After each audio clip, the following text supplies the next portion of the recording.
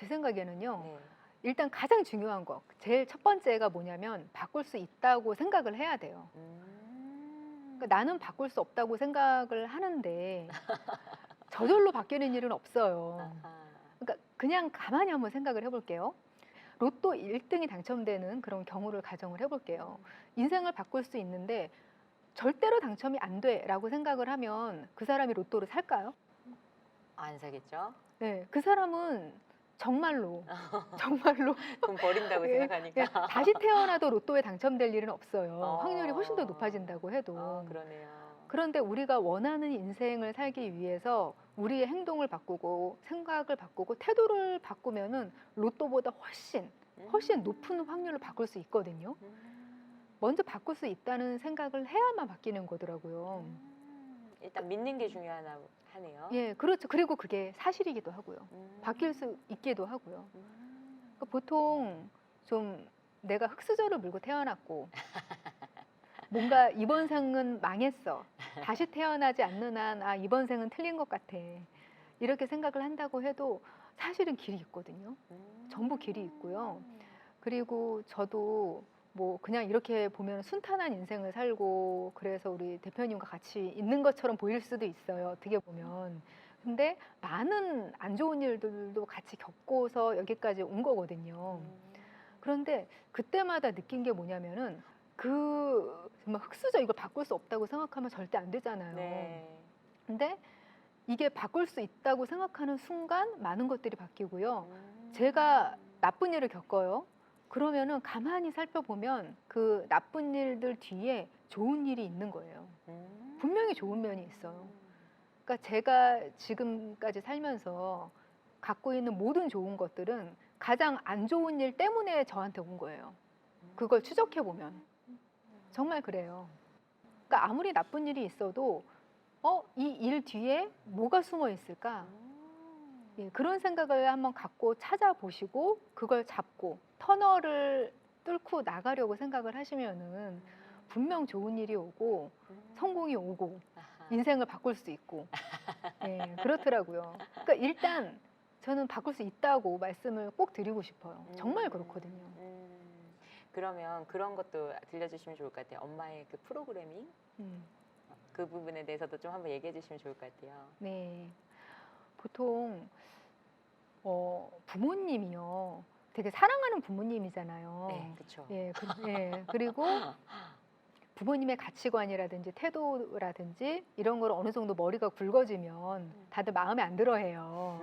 예, 다들 그래요. 한 20살만 돼도 그때부터 전혀 다르다고 생각을 하는데 문제는 못마땅하다고 생각하는 그런 면들조차 알고 보면은 내 안에 다 그러니까 프로그래밍 하듯이 내 안에 다 태도와 가치관, 행동 그런 것들로 다 사실은 박혀 있는 거예요. 근데 그걸 의식을 못하고 내가 이제까지 살던 대로 계속 살게 되면 내가 마음에 안 들어하는 부모님의 인생을 그대로 답습하게 되는 거죠.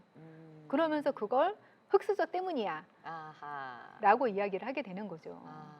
그런데 그걸 의식을 한다. 그럼 그때부터 각성이 시작되는 거죠. 알고 보니까 내가 이렇게 생각하는 거 우리 부모님의 영향이었네. 송충이는 솔잎을 먹어야지. 언감생심 그런 거 그렇게 바라는 거 아니야. 그리고 보통 사람은 부자가 될 수 없어. 평범한 사람은 여기까지밖에 못 올라가. 세상이 아무리 공평해졌다고 해도 출발선이 다른데 쟤네를 어떻게 따라가. 이런 식으로 생각하는 내 뒤에 사실은 부모님의 가치관이 있지 않았나. 너무 맞는 말씀인 게 저도 저희 어머니한테 매일 들었던 이야기가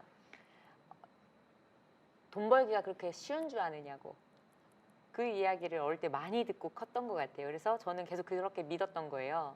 돈 벌기는 쉬운 게 아니야. 근데 또 세상에 나와서 제가 봤더니 정말 그거를 놀이처럼 즐기는 분들도 또 되게 많더라고요. 네. 그러면서 제가 느낀 거예요. 아까 말씀하신 것처럼 우리 어머니의 생각이 그대로 나한테 온 거였구나.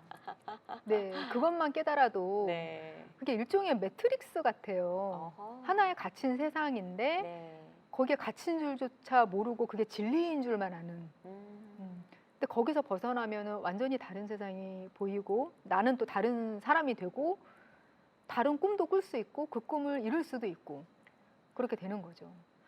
책에 이런 내용이 있으셨잖아요. 인생은 수많은 선택들의 최종본인 거잖아요. 그렇죠. 그 이야기 참 너무 좋았거든요. 예.